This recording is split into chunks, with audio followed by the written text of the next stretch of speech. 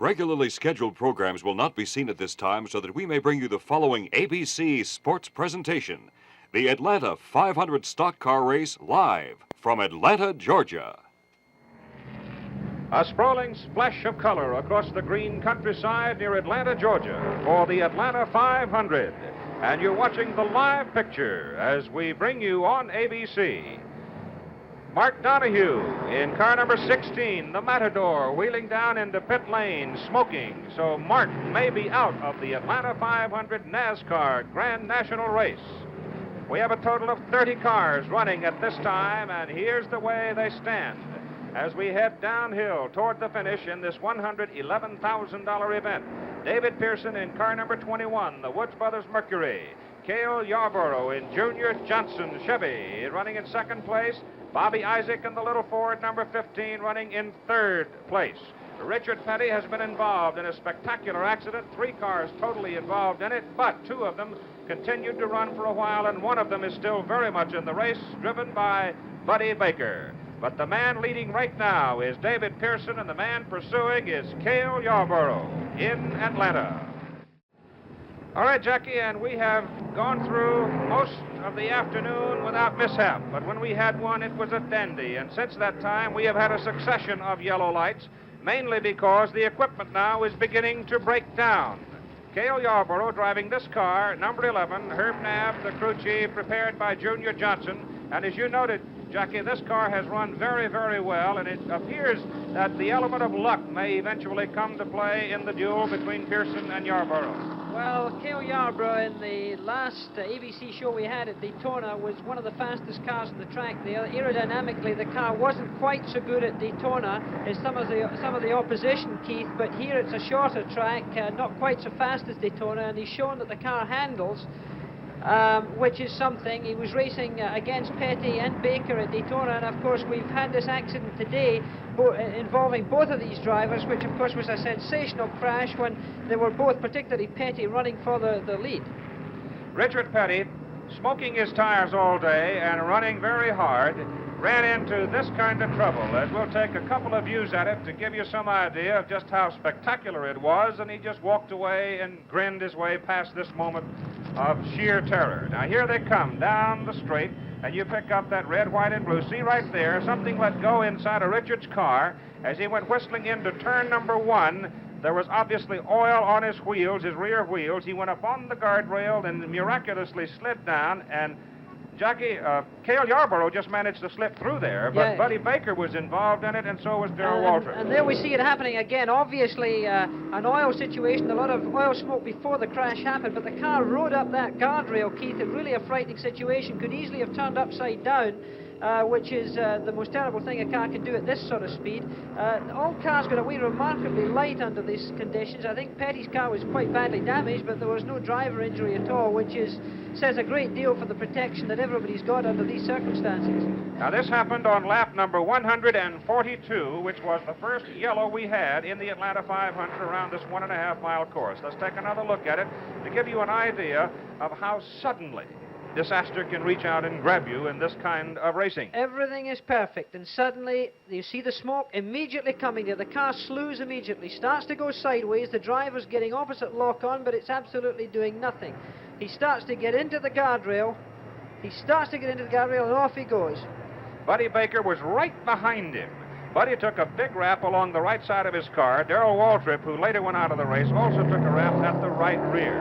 But fortunately, no one was injured, and Richard was able to slide his car down across the racetrack and get it out of the way.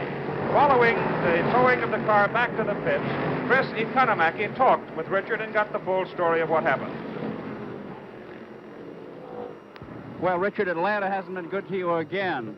What was it that started it all? Well, I was running third, I guess. This was sort of out on the long air, and it broke the crank going in the first corner, and when it did, it let all the oil, down onto the rear wheels, and the car spun around and got up on top of the guardrail, and Betty and Darrell were right behind me, and, naturally they got into it too, but it was just one of those things that give no warning to nothing. When it broke, it just broke and locked up, and that was it. The crankshaft and the engine broke, and that stopped the rear wheels? Well, what happened when it, naturally when it falls out, then our brakes, then the rear wheels lock up, and then it dumps about 5 gallons of oil on the rear wheels, and the car just spins out, and turning the steering wheel doesn't make any difference. It just locks up and spins out before you can do anything. And it got up on top of the guardrail and went all the way around the corner, and I was just lucky that nobody really hit me. I was able to come down off the wall, and everybody missed me. Was it a pretty hard shot you gave the wall? Well, it tore the car up pretty good, but I hit it at a glance and blow, so it didn't, as far as myself, it didn't turn me around in the car any end. It just used up the car about $10,000 worth, looks like. Hey, and now we are back live, and we are racing under the green, and we have a joust for the lead. These two fellas have been shooting at each other all afternoon. Car number 21 is David Pearson. He has the lead over Cale Yarborough in car number 11, and they are just screaming. They're doing a terrific race here, Keith. A very close race. They've been jockeying for position. Cale's been getting underneath, getting really tight in all the time. A great racing driver. They're both terrific triers.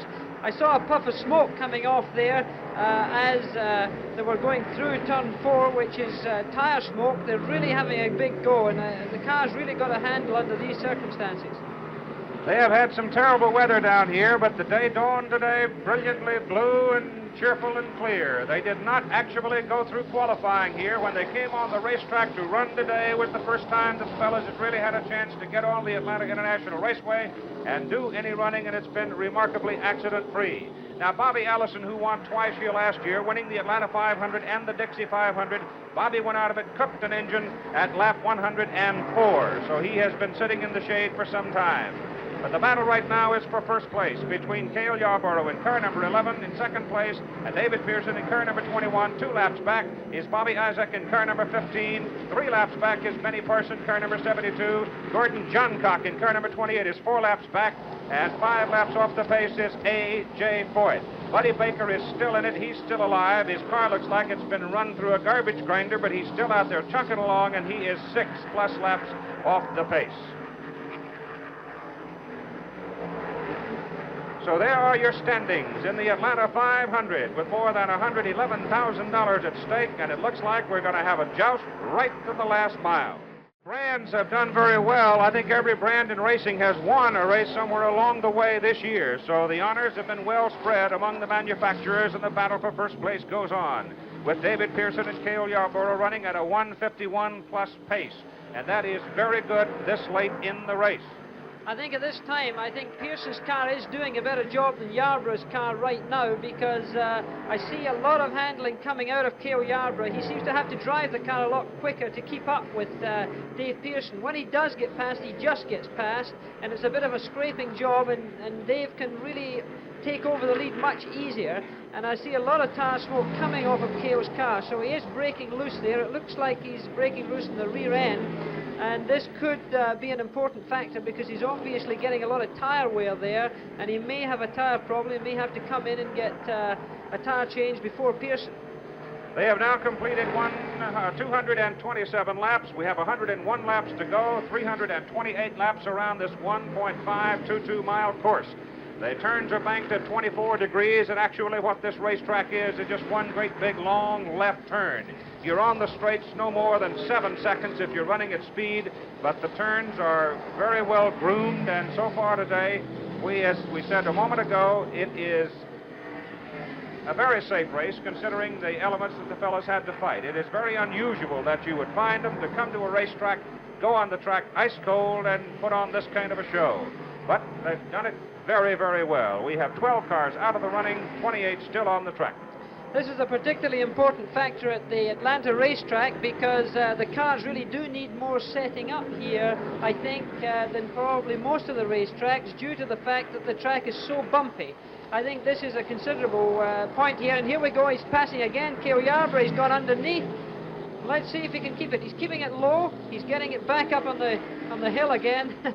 Right up on the top, and there he goes again. Dave's gone right past again. This is real motor racing. Fantastic. The crowd are on their feet. They're getting all of their money's worth. The crowd has to be in the neighborhood of 60,000. Looks like all the seats are sold. The infield not as heavily populated perhaps as it has been at other times because of the heavy rains they've had down in this part of the country, but you don't get better racing than that. Notice that the traffic, when these two fellows come screaming up into the turns, gets out of the way, gives them the high side of the racetrack. Cale Yarborough is in car number 11. Here comes the Woods Brothers Mercury with David Pearson at the controls. Pearson has won here. Yarborough never has. Everybody seems to be talking about old Cale Yarborough here, but in fact Cale isn't nearly as old as a lot of the other drivers. It's just the fact that he's been around there a lot more, and of course he's been up in front for a good long time, a very experienced driver. But that rear right tire is definitely smoking a lot, which means that he's losing adhesion in the back and breaking loose. This on a bumpy racetrack like this, he's probably got his car set a little harder than Dave Pearson's, and of course this means that the car over the bumps is probably breaking out a little bit. There's a terrific difference from the type of racing I do here, Keith, than the NASCAR racing. From my point of view, motor racing down here, we have a lot to learn back in Europe from these drivers and from the mechanics here, you know, because in Europe, in Grand Prix motor racing, there are so many different things we can do with cars. We've got a number of things we can continually change, we can develop all of the time. While we're watching this, the lap time, by the way, is keeping up here. We'll be able to see what the cars are doing around here, but it's around a 36-second lap normally, and we'll just see how quickly they're going in this particular lap. There we are, 36 seconds on lap. the nose. That's 152.2. That's very quick at this juncture. What I was saying about these cars, by the way, is the fact that they keep changing cars in Europe, continually modifying the suspension and changing considerably the cars. Over here, they've got to do so much with the car itself. They can't change a great deal, so therefore they tend to work very well with what they've got. And I think from this point of view, we should learn a lot. They really do a very thorough job and probably get the best out of what they've got, even better than we do. We're at now 95 laps to go in the race, and it's a two-car race. A.J. Foyt was in it for a while, has fallen off the pace, and now he has begun to make regular pit stops. There is A.J. Foyt right there in car number 50, and A.J. now has dropped well back. He's got to be 6, maybe 7 laps back off the pace. They're talking an awful long time in there. That's not the place to come and have discussions, Keith. I think there's a problem. They're lifting the bonnet up, as I would call it, the hood, as you might call it. When the hood goes up in NASCAR Grand National Racing, the party's over. Well, I think AJ, it's a great pity. Look, he's got the hand on the head. He really is an unhappy man. Last year, he almost won this race, and 4 or 5 laps from the end, he was just beaten, but he looks a very unhappy man right now. A.J. Foyt, one of the finest race drivers in the world today, one of the most versatile race drivers, a terrific racing driver, a very hard man, a real goer, one of the men that we around the world recognize as one of the all-time greats.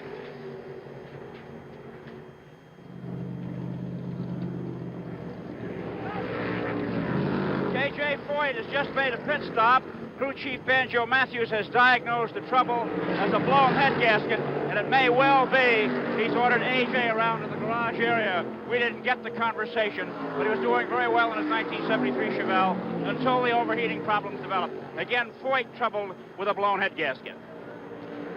All right, Chris, thank you very much. So A.J. is apparently out of it. That'll cut us down to 27 cars running on the racetrack. But the only two that really matter right now are the two you're watching on the screen, Cale Yarborough and number 11, and Dave Pearson and his car really turning it on.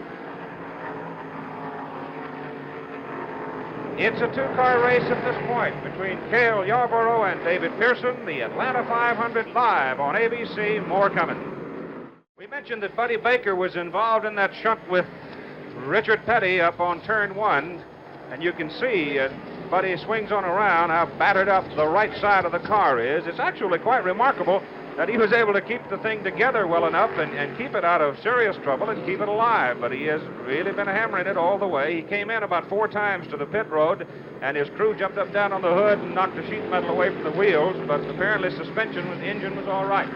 Well, I think Buddy Baker's a real big man, and today he's driving a man's car, because a car that can take that sort of treatment up against a guardrail at that sort of speed certainly is fairly heavy metal. I think one of the things about this bonnet being up, it keeps him from seeing that guardrail again, but we're back to the leaders again, and here we have Cale and Dave still head for head, still at it. The Atlanta 500, the duel continues between Cale Yarborough and David Pearson, and this is another of the Grand National Stock Car Races sanctioned by the National Association of Stock Car Racing. the organizational body that has brought the kind of sport to life and to thrilling stages here in the southern United States and developed it all across, north, east, south, and west. And of course, on this April 1st here in Atlanta, Georgia, the place is packed to watch it. April 8th, they run at North Wilkesboro, North Carolina. April 15th, they'll be in Darlington, South Carolina. And Virginia 500's coming up, the Alabama 500 coming up in May. So make a note and spend some time, some sunny afternoon, at a NASCAR Grand National race. You'll enjoy it.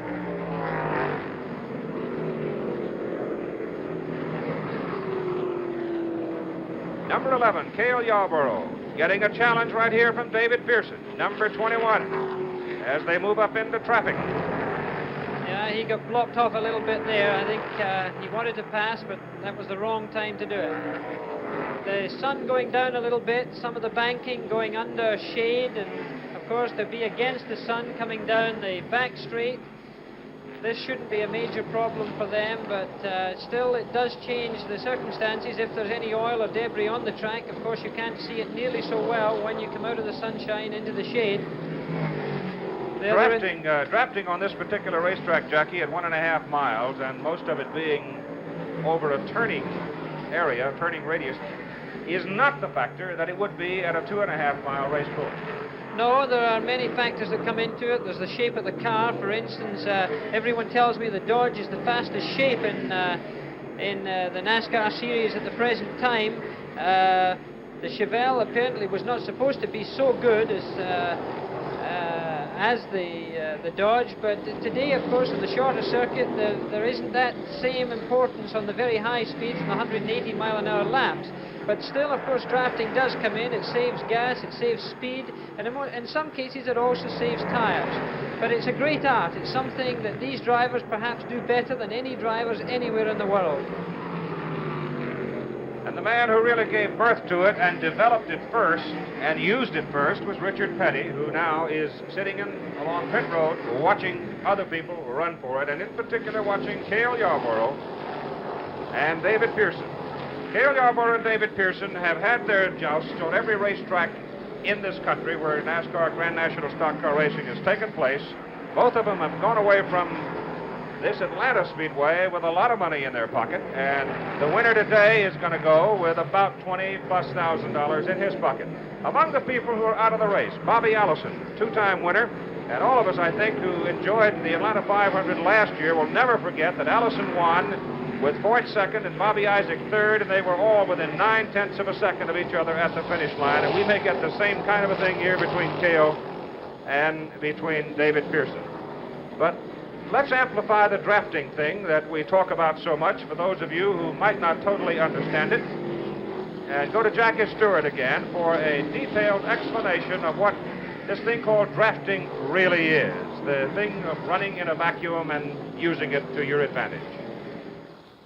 The words drafting or slipstreaming are the technical terms used to describe how one car traveling behind another can use the dead air from the car in front to gain speed. If we can describe it this way, this lead car, the number 1 car here, is driving through the air. There's a wave of air that flies over the top of that car and therefore leaves a sort of dead area of wind immediately behind it. This car here, the number 2 car, can be coming up here about 150 yards behind the other car. He can catch the draft here at Atlanta around then. That's a good draft. As he comes up here, he's gaining speed. There's no weight, no wind resistance at all. By doing this, he can gain speed around 4 to 5 miles per hour advantage. When he comes up, he gets as close as he can. Whenever he's comfortable and he sees the track clear, he can pass the other car, as we can see here, perhaps in this lower draft here. He's come out, he's come up, and he's coming up here. Now, this is an unusual thing, because, in fact, this car here, looking from the top, sets up a wave in this direction, much the same as a boat does in water.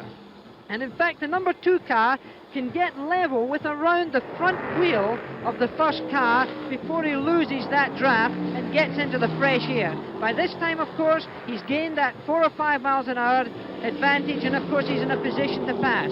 So here we have, I think, a fairly accurate description of what drafting means here at Atlanta. All right, Jackie, and as we watch the two fellows fighting for the lead, they're playing that game right now with 79 laps to go. It is Yarborough and Pearson, and they are right on each other's tail. The whole thing here is Yarborough still smoking that rear tire. Dave Pearson's coming up close. He's coming as close as he can, as I was saying before in this drafting. He keeps really tight. And this very bumpy circuit, that's not very easy. And when he does try to overtake, he stays as close into the side of the car as he can to use that car as a cushion of air. And this is one of the hot shots doing it properly. This is a description that I had a long chat with Richard Petty about. It's slightly different here at Atlanta because they're guardrail at the top of this racetrack instead of wall. In Daytona, for instance, they use the wall as an air cushion as well. So this is a slightly different technique here, and of course, because of the slightly slower speeds, it is different. The Atlanta 500, live and in color on ABC. Cale Yarborough, David Pearson, and Bobby Isaac in that order. A.J. Foyt has fallen off the pace, and he is no longer a factor.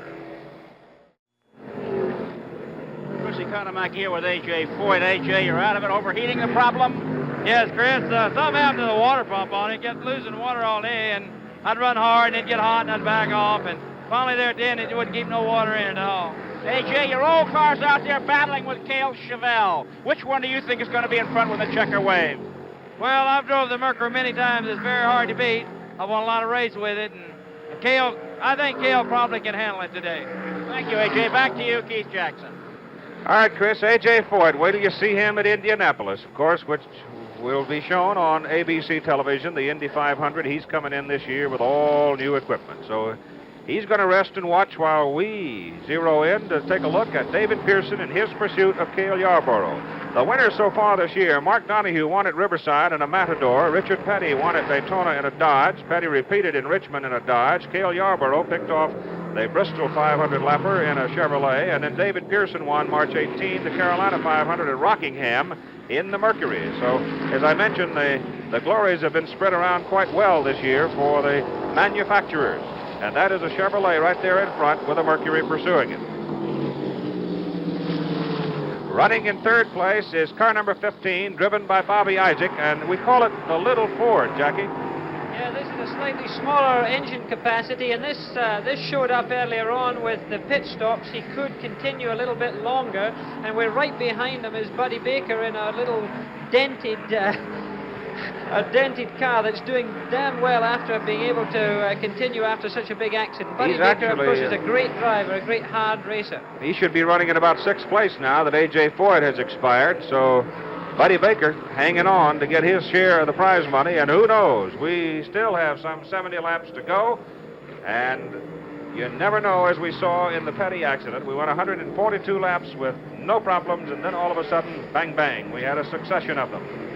But David Pearson right now is tooling along behind Cale Yarborough, running in that vacuum, if you want to call it, slipstreaming Cale Yarborough, and he should, in a sense, be conserving not only his equipment, but gasoline as well. They've been running today right at 55, 56 laps for their pit stops.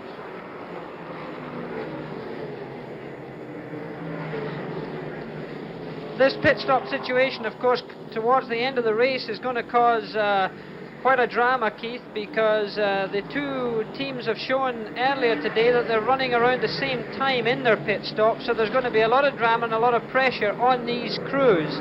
Of course, they've all had this before, but just the same, when it gets to winning a motor race as important as this, there's an awful lot of pressure on them.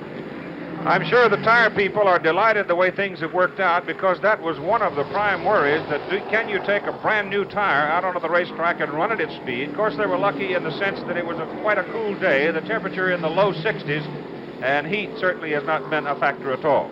Yes, but still a terrific feat, because, you know, there was no opportunity due to the extremely bad weather down here to do the amount of testing and development work that these teams normally do before a race of this kind.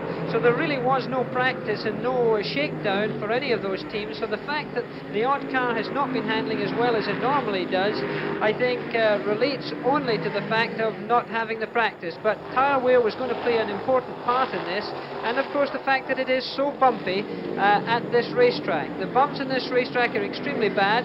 I got a ride round the track when I arrived here in America with Buddy Baker, and he showed me the particular problems of the track, and I must say that it was very illuminating for me. It would take a big, strong car to be able to handle this sort of problem. 260 laps complete. We've got 328 laps total for the 500 miles here in the Atlanta 500. The leader is Cale Yarborough, second David Pearson, third Bobby Isaac, and we'll be right back with more.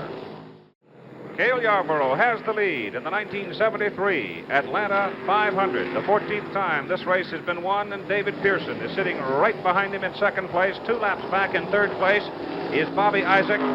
Benny Parsons, car number 72, is 5 laps in fourth place, and Gordon Johncock in car number 28 is 6 laps off the pace. A.J. Foyt was running along with Gordon Johncock, a couple of USACers, but A.J. has gone behind the pit wall and is out of the race. Cale Yarborough has taken almost $96,000 off this racetrack. David Pearson has won close to $59,000. Cale, of course, as many of you know, went away from NASCAR Grand National Racing for a while to try his hand at USAC Racing, but now he is back full bore and in a fine piece of machinery prepared by Herb Knapp and Junior Johnson. The shadows now growing quite pronounced. Turns 3 and 4 are almost in total shadow. But it has been a warm, windy day after torrential rains here in the city of Atlanta and throughout the North Georgia region for the last 2 days. Had tornadoes yesterday that came ripping through here and caused a lot of damage. The winds today, Keith, I'm sure are playing havoc with the cars because there's a lot of buffeting in these cars with the wind. And of course it's very gusty as well, which doesn't help. You might think you've got it all sorted out on one corner for one lap. You set it up the same way the next time round, and of course suddenly the car gets sidewiped with quite a high wind. This is not a pleasant thing, and of course it's very difficult for the driver to monitor. We have some more motorsport for you next week. On Saturday, ABC's Wide World of Sports presents the Texas 200 Indianapolis car race from College Station, Texas. This same-day coverage features USAC drivers Al and Bobby Unser, Mario Andretti. Mario, of course, just recently topped 211 miles an hour on the Texas track. And A.J. Foyt will be there. A.J., who's made some muttering sounds about 220 miles an hour, which is pretty awesome. This telecast will not be seen in the Waco, Bryan, and Houston regions. The Texas 200 IndyCar race, Saturday on ABC's Wide World of Sports.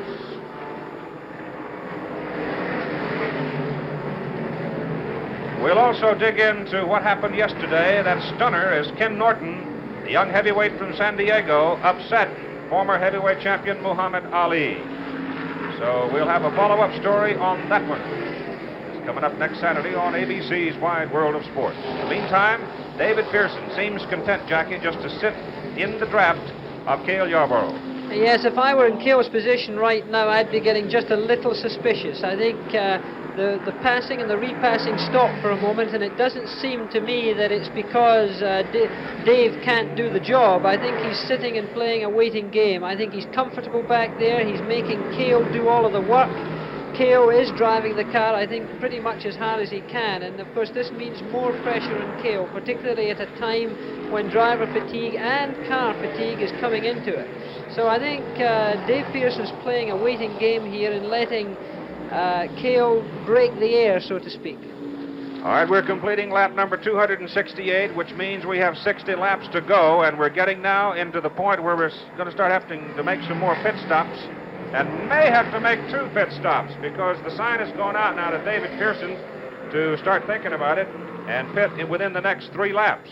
Now, they have been able to run 56, and the car really that has the edge as far as the fuel is concerned is the little Ford, the 351 Ford being driven by Bobby Isaac.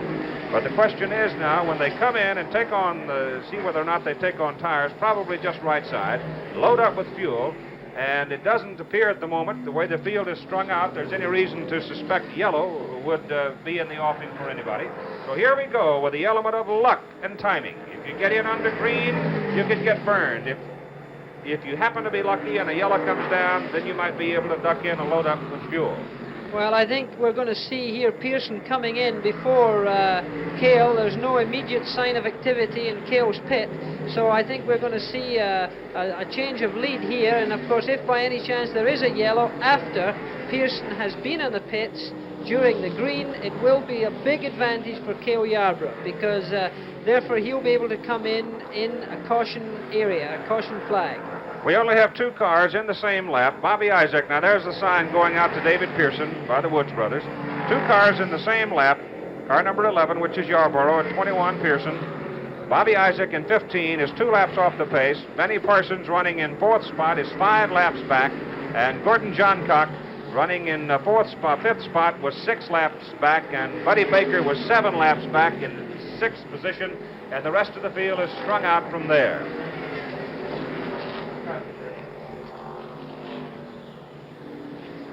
Here comes Pearson now, dropping down, heading for the pits. We'll put a clock on it because now, at this juncture, it becomes critical as we hit 58 laps to go. And here he comes into the pits. No wheels locked, no big rush, a very smooth entry into the pits. The Wood brothers, famous around the world for their spectacularly quick pit stops, out doing the job. Very cool operators. Nowadays, they say they don't even practice, they're so good. The clock's on them. We'll be able to compare this with the time when Cale comes in. The big thing here is also in a beautiful getaway in a 14.9, very, very fast. Let's remember that time. And a good exit as well, because that is important. There's no good of coming in, doing a fast pit stop, and then doing a bad job at getting out on the racetrack again. And there you see a man getting out the way it should be done. All right, David was able to make his pit stop in less than 15 seconds, and he also did it on a clean pit road. There wasn't another car on the road, so he had a clean shot in and a clean shot out, and it was handled just about as well as could possibly be handled. And the Cale Yarborough car out on the racetrack on its own in the lead, but they also are showing to him pit signs now. We can't exactly see what they're saying, but I think we're going to see them coming in the very near future. His pit preparing, and here he comes. In he comes, pit board up. Driving it in, again, reasonably cautiously, no big drama. Oh, rear wheels locked up, but no problem. Very oily up at that end, and in they go. But it's important. Don't miss your pit. Don't miss the area at this point. No, and here we are, 6 points. They're up to 7 seconds. They're doing a good job having the windscreen done. Any good service station will do the same for you. And here you see one in action in the best possible way. A little bit longer and he's ready to go. 16.6 seconds. 14.9 for the other one, remember, and 16.6 seconds for Cale.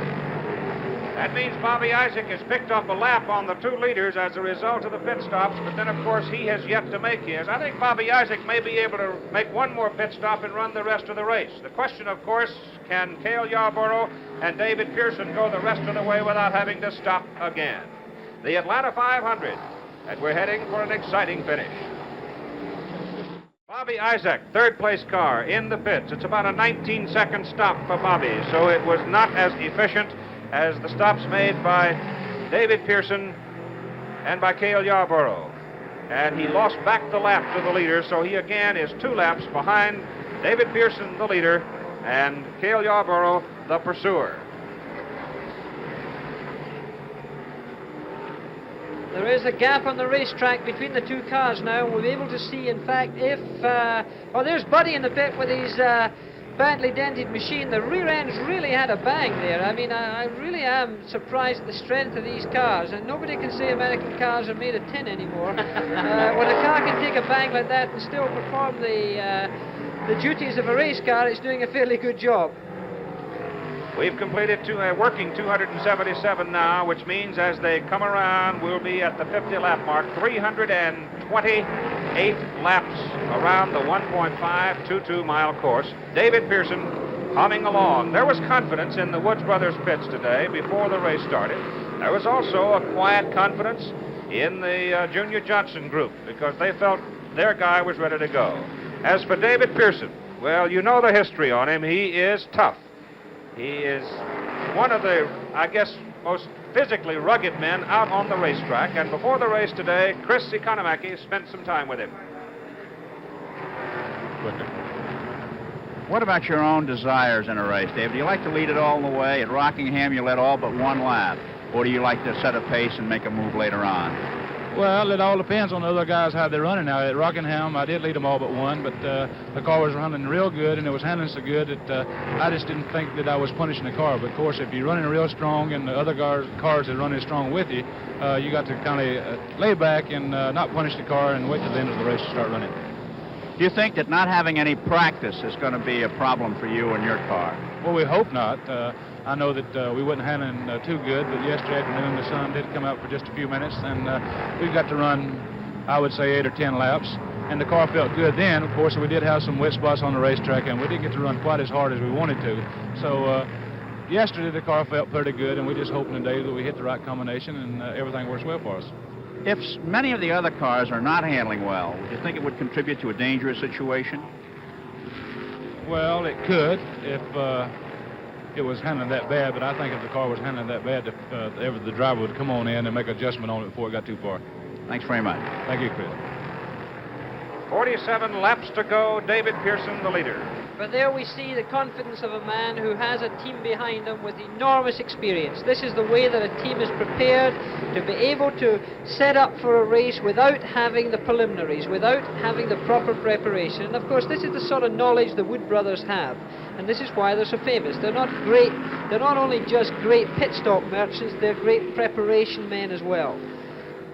Talking about confidence, you must have respect, too. You must have respect among the competitors out on the racetrack when you're traveling at this speed and with 25 automobiles this late in the day when fatigue starts to set in, both on men and machines. There must be utmost confidence and respect of the competitor. Well, of course, you do have a great respect for each driver. The other thing, of course, you've got to remember is that it's that time of the day when the greatest respect and confidence must go directed to the mechanics and the guys who are preparing the car, Keith, because if there's something going to break in a race car at the sort of speeds that you're traveling round here at, well then it's the most terrible thing a driver can have. Mechanical failures are the most frightening things, and this is where a racing driver really has to trust his men, his mechanics. With 46 laps to go, here's the relationship now of first and second. That's the second place car right there, Cale Yarborough. And he lost some time and lost some distance in the pits when he made his pit stop. So we'll pick them up as they come around to give you an idea of what the relationship. There's first right there. You see Pearson is coming off the back straightaway just as Cale Yarborough comes up onto it. So it has to be about an 8-second margin right now for David Pearson over Cale Yarborough. Everybody else is at least 2 laps back. Bobby Isaac is running in 3rd place. Benny Parsons rolls along in 4th spot. Benny was 5 laps back, probably 6th. In fact, he is 6th now after the pit stops. And Gordon Johncock is continuing in 5th place. Buddy Baker hanging in there. Buddy running between 6th and 7th place. If there is now about an 8-second gap between the two cars, this shows really I think they're running around the same speed. It's probably been an entry and exit difference because as we saw, the pit times weren't all that different. There was a couple of seconds in it, but that's not all that much. So the other few seconds have been lost by entering the pits and of course leaving them. Of course, one of the elements and these little subtle intangible things that make such a great difference in this kind of a speed sport, whereas Cale Yarborough's pit is located near the entry of the pit road, whereas David Pearson has a little longer run at it, and so therefore he is able to take a longer glide and to pick his stopping time a little more carefully. This is, in fact, is a big factor in this particular course because your entry speed off of that turn 4 has to be considerably reduced if you've got to stop close to the beginning of the pit lane, and of course that's what Cale had to do. So there wasn't a big difference in the distance in these two drivers. In fact, it was a little bit, but I think the difference in this case has come from the entry and exit. Now here we are, somebody's coming in, and it's Cale Yarborough coming into the pits again. His pit they don't seem to know what exactly he wants. They're having a look round. They're underneath the car. The hood's up. Uh-oh. It doesn't look so good. They've got the clock on it. We're having a good long look. Maybe they're jacking. I don't know what they're doing. They're having a chat. This isn't the place to chat, as we said before.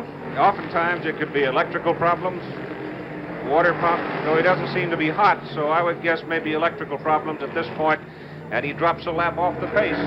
And so David Pearson now takes a rather commanding lead in the race. Well, there you see a man getting out of the pits, being very close to a victory, and he's certainly a good long way from it now, the way that Pearson's running.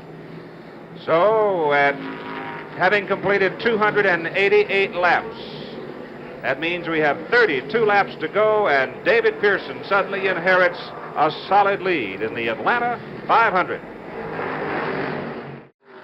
Well, here in Junior Johnson's pit. Junior, what was the trouble?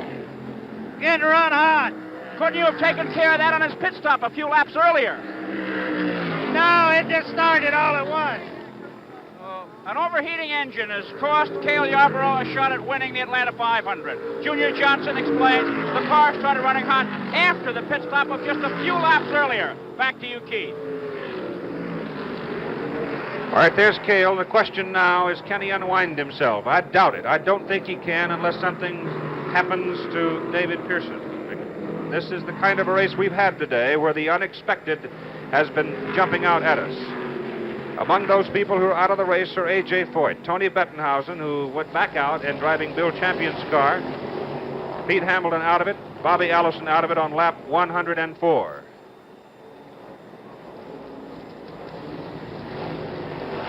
Cale Yarborough now well back as the pursuer. Before the race, Chris Economaki talked to him. What about the Atlanta Raceway and the closing stages? Is it the same racetrack a driver has when the green flag falls? No, it's not, Chris. Actually, this racetrack probably changes more than any racetrack that we run on. From about halfway on this racetrack, the groove moves all the way up to the top of the racetrack, and you really have to run right against that guardrail all day. And of course, when the race, early in the race, you run down low, but it definitely moves up high. And to run good and to run with the leaders, you have to move up with it. How does Atlanta Raceway compare with places like Daytona and Darlington from a standpoint of driver fatigue?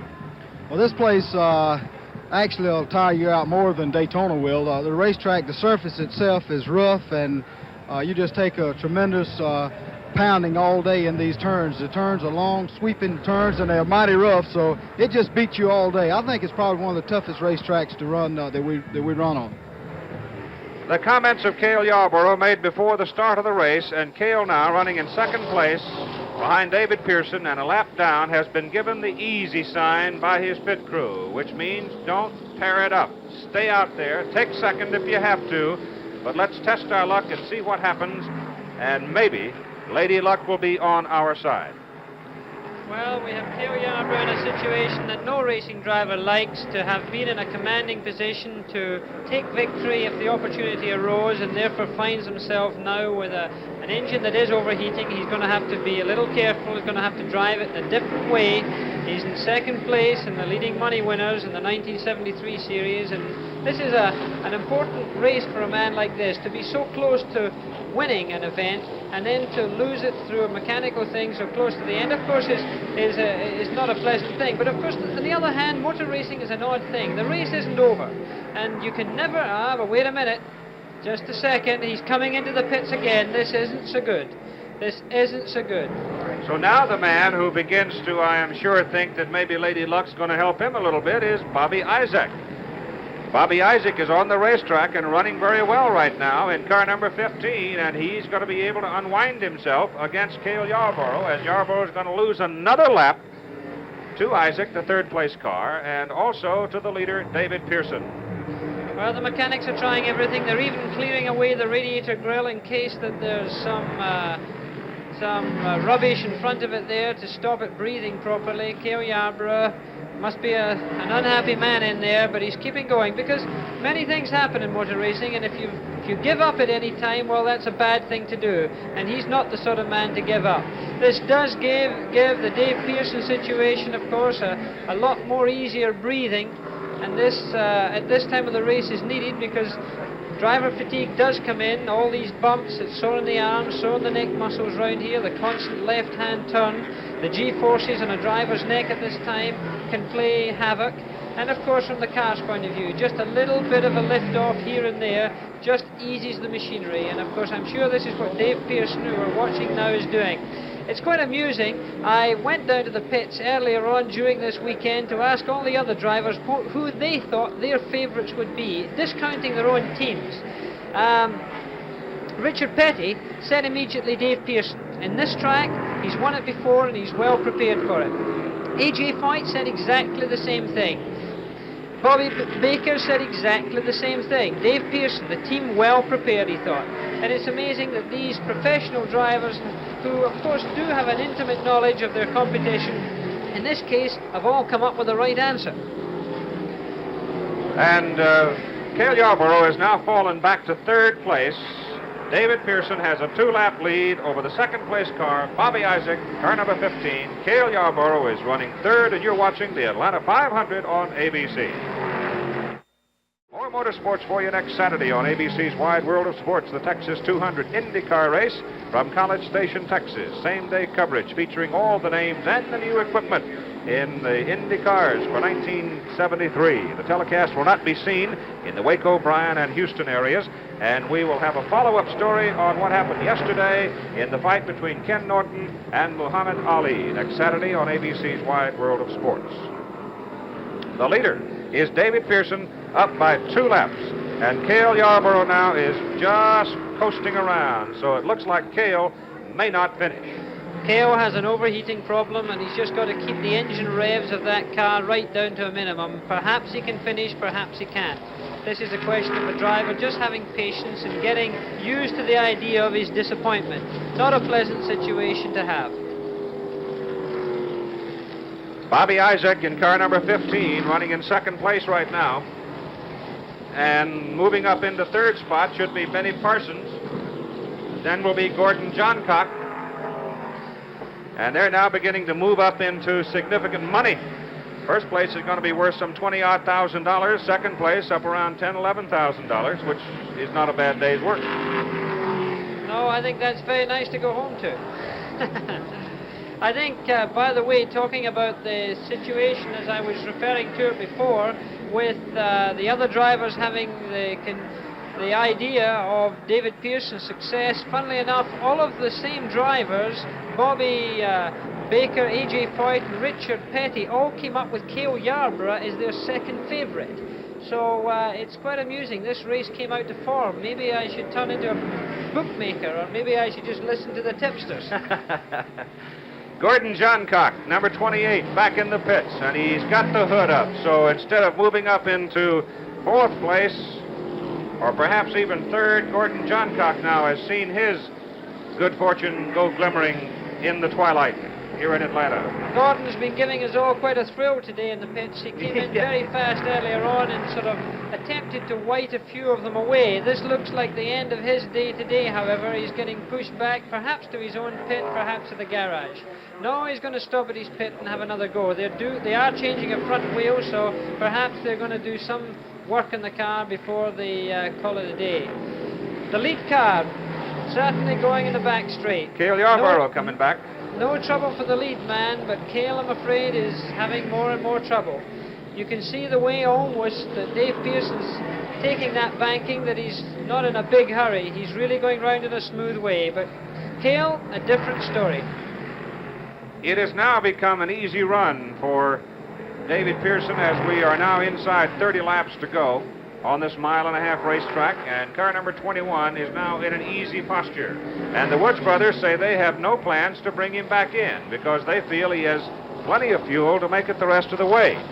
Who can ever forget last year when all of us stood here and wondered as to whether or not Bobby Allison would have enough fuel to finish. He did have enough to make the checkered flag, but then on his way around in the victory lap ran out of gas.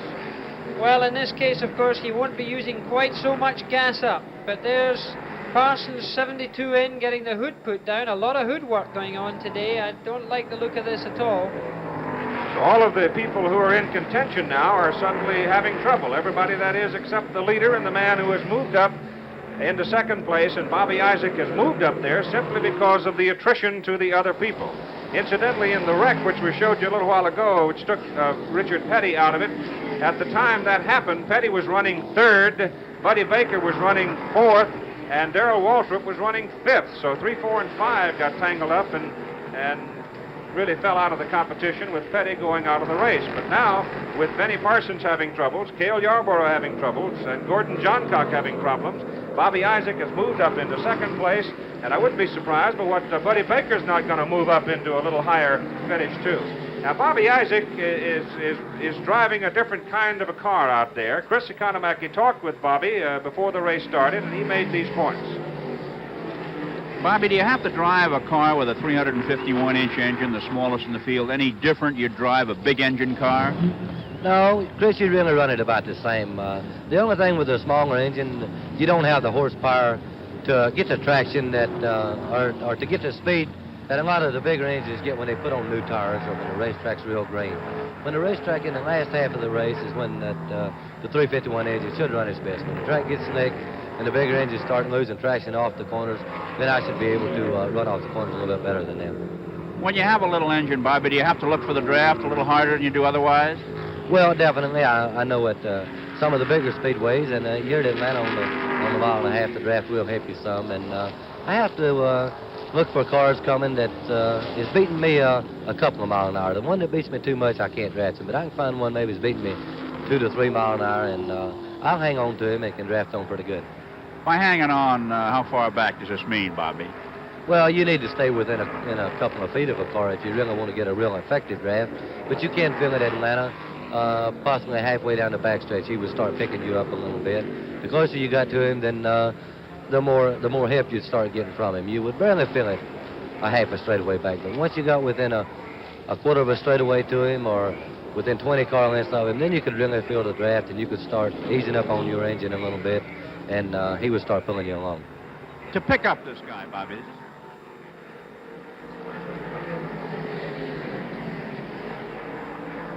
The comments of Bobby Isaac. And we've completed 309 laps, which means we have 19 to go. And here's the way it is. David Pearson leads the race. Bobby Isaac in second place. Benny Parsons is third. And Buddy Baker moving up now into fifth position. More in a moment. With 14 laps to go in the Atlanta 500, there are your front three runners. In fourth spot, Cale Yarborough, and in fifth spot, Buddy Baker and Jackie Stewart. Looks like Cale Yarborough is back on it again. Yeah, he's back in it again, Keith. I think they might have found the trouble, or maybe Cale's got a little impatient with the engine, but certainly he hasn't got the reduced speed on that he had before. Dave Pearson, of course, on the other hand, who we're watching, is really stroking it now and really paying a lot of attention to keeping that car running for the entire race. At this time, a racing driver is sitting in the car feeling every vibration. Everything seems to multiply into a problem, you know. It's one of those things that suddenly a little thing happens and you take a big gulp of air and say, my goodness, what is it? And this is the sort of thing that I'm sure is going through Dave Pearson's mind at this time. There's Yarborough, car number 11, and he's hammering through the traffic again. He may have just decided, to heck with it. If I cook it, I cook it. I'm going to run it. I think perhaps that last pit stop, they may have done something to account for this increase of speed, because I don't think he would just do it on his own, because if it were an overheating engine to that extent, I think it may have already given up by now. But he seems to be quite happy going at this speed. I'm not sure how fast he's going, but he seems to be passing everything else. And so the anticipation builds.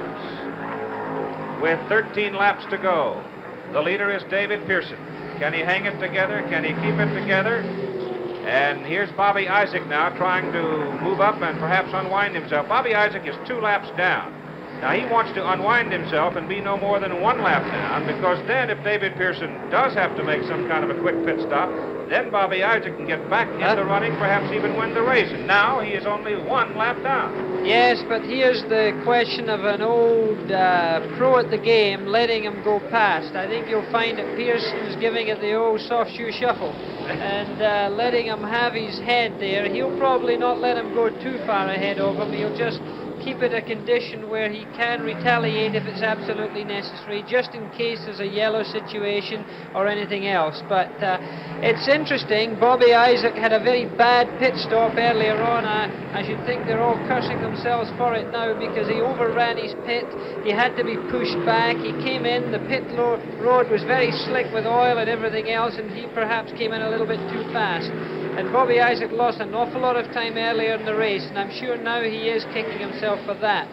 But there is the question of how easy Dave Pearson can go just to gently run himself home to victory here, because this is no easy race to win.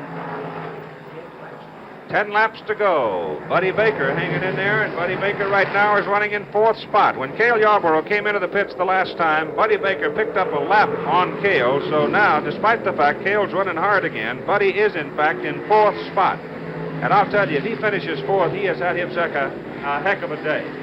He deserves a special prize for trying. The waiting game continues. Will David Pearson hold it together all the way? And we'll be showing you the big accident of the race a little later as we near the end of the Atlanta 500. David Pearson leads. And as he comes around and passes the start-finish line, there will be 7 to go, and Bobby Isaac. He is running in 2nd spot. Running in 3rd place, Benny Parsons, car number 72. Benny, developing annually. You can just see the improvement in Benny Parsons as a race driver.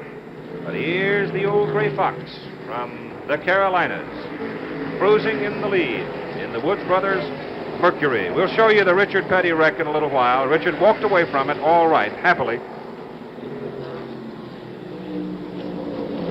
I think one of the most impressive things about this kind of motor racing, from my point of view, Keith, is the sort of accidents that do happen without driver injury. This says a great deal, in fact, for the NASCAR trail. It means that they've produced a race car that's very strong. They've got safety precautions inside it to reduce the risk of fire.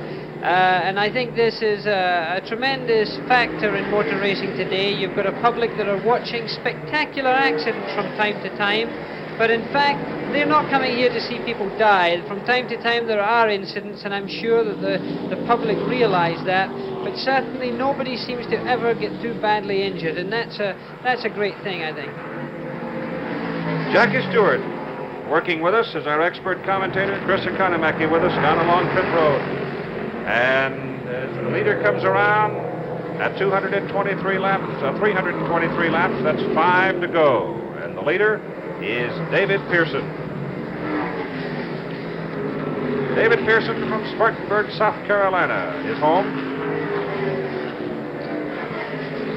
A man who's been taking things relatively easy. Last year in 1972, he only drove in 17 races. That's not too many for a man of his experience. Nobody won a ton of money. Well, after all, as a Scotsman, I can appreciate that. 4 laps to go for the leader, David Pearson. Keep it together, and he's got it in his pocket. It'll be his 2nd win of 1973 NASCAR Grand National Racing. And coming up next Saturday, the first race of the USAC Championship cars as they start priming themselves for the big one at Indy, and then the rest of the championship car season. Going to be a great year for USAC, and you're going to see many of them on ABC. But next Saturday on ABC's Wide World of Sports, the Twin 200s from College Station, Texas, from Bryan, Texas. A.J. Foyt indicating earlier this morning he was coming with a surprise. So we'll look forward to seeing that. 3 laps to go. 3 for the leader, David Pearson. Bobby Isaac is running 2nd. And Benny Parsons is 3rd. Buddy Baker 4. Cale Yarborough fell back to 5th place with a succession of pit stops because his car started overheating very late in the race. We ran 142 laps today before we had the first yellow. That was triggered when Richard Petty blew and went into a spin. Almost went out of the ballpark. Mechanics straining their head now, watching Dave Pearson's car going round. At this time, the mechanics are not losing sight of it. They're frightened to open their ears to the sound in case something goes wrong. As he comes around this time, John Brunner Jr. will give him the white flag. 1 lap to go. And in 2nd place, it is Bobby Isaac. Bobby's driven a very steady race, and so has Benny Parsons in car number 72. Dick and Mary Ralston helping us today. Keep track of them. Here comes the white flag, and here's the final lap for David Pearson. Well, he could almost coast now and do the job. So I think the big sigh of relief comes from Dave Pearson and the pit crew. There's a big crowd gathering around them down there. They've seen it all before, they've done it many times, but still every time you win there's a big thrill. And there he goes. Certainly now, whatever happens, he can coast home. Great feeling for a race driver, tremendous relief. And it means David Pearson will go past $115,000 in total winnings here at the Atlanta Raceway. And there it is, the checkered flag. They've got the checkered flag out. Buddy Baker and Cale Yarborough banging each other as they came down across the start-finish line, but it was a battle for fourth place is what it was. And there's Bobby Isaac taking second place. A great performance. The small engine car doing the job. And there you have your third place man, Benny Parsons. Fourth place is still in doubt, Jackie, because Buddy Baker and Cale Yarborough were door handle to door handle and banging each other as they came over the start-finish line. So we'll have to wait and see how they call fourth spot. But David Pearson has won it. Here, the Atlanta 500. The 14th running, got to be worth $20,000 to him. Another big win for the Woods brothers. Be right back. The top three, David Pearson, Bobby Isaac second, Benny Parsons third. Cale Yarborough took fourth place away from Buddy Baker, wresting it from him door handle to door handle as they banged right down out of turn number 4, and they were still clunking each other as they crossed the finish line. And Cale Yarborough and Buddy Baker, I think, would race anything, anywhere, just put 4 wheels on it and they'd have a go at it. And Cale nipped him by no more than a foot as they crossed over to take fourth place. And so the big crowd begins to file away as the sun heads down here in North Georgia, just outside the city of Atlanta, for the 14th running of the Atlanta 500. And David Pearson now has pushed his total lifetime winnings on this racetrack past $115,000, or up around that mark anyway. He was guaranteed in excess of $16,000. Of course, contingency monies should run that up quite a bit, considering the proper status of the Woods brothers and their driver, David Pearson. In case you have wondered about how they split the prize money, normally it's done either 50-50 or 60-40. But I understand the Woods brothers probably go 50-50 because their careers have been that successful. We're getting now the winner to the victory stand and the winner's circle. Making his way over there is Chris Economaki, who has spent the better part of the day running up and down pit road to collect information for us. I guess perhaps the most skilled in the world at doing just that. And now let's join Chris Economaki. And here we have the winner, David. Congratulations. Surprising ending, huh? Well, yes, it was, Chris. I knew that it would have been close, but me and Cale was running real close together. And I think the start of the race, when we put on brand new tires, he could beat me a little bit. I was pushing quite a bit, and we kept coming in, every pit stop and taking a little bit of weight out. So it was, I guess, tit for tat there at the end. It was a fine race. Looking at the records, David, the Wood brothers have won here 1965, 67, 68, 69, 71, and in 1972. But this is your first Atlanta victory, isn't it? No, I've won here before, but it's been a long time, Chris. It was back in 1961 when I won. Of course, I didn't have the car that I've got now to run either. 13 years between triumphs? That's right, here in Atlanta. I've always had bad luck. I've always run good here in Atlanta, but seemed like right at the end of the race, always something happened. But this time, everything held together. What about some of those little slippery slides we saw you guys taking out there in the last half of the race? Was the track pretty slippery? Well, yes, it did get real slick, so we had to move up high. And, of course, my car wasn't sticking in the front end, so we kept taking weight out of it. And that's one reason I was loose coming off the corner, but I had to do that to make the front end stick going in the corner. So just lucky that everything went our way. You know that some of your pit stops were as fast as 15 seconds? I wouldn't doubt it, because I know that when I made my stops, I didn't hardly have time to take a drink of water. So, and when they do it that fast, sometimes in your mind it wonders, did they really get the wheels tight? David, what about if Cale had stayed in? He had a strong automobile. He was running, he was gaining on you there after those last pit stops. Do you think you could have outrun him were he still around when the checker waved? Well, I was worried about him because he was running good, and we was running real close together. So it all depends on who got the break, Chris. I know that we was running real close together, and especially me behind him. Seemed like I could get him coming off of number 2 down there. but coming off a 4 seemed like he could get me, so I just don't really know which one would have won the race. Well, David, thank you for a fine show and a great race. Thank you, Chris. Okay, David Pearson, the winner of the Atlanta 500, and his Pure Later Mercury, and now back to the announce booth, Keith Jackson and Jackie Stewart.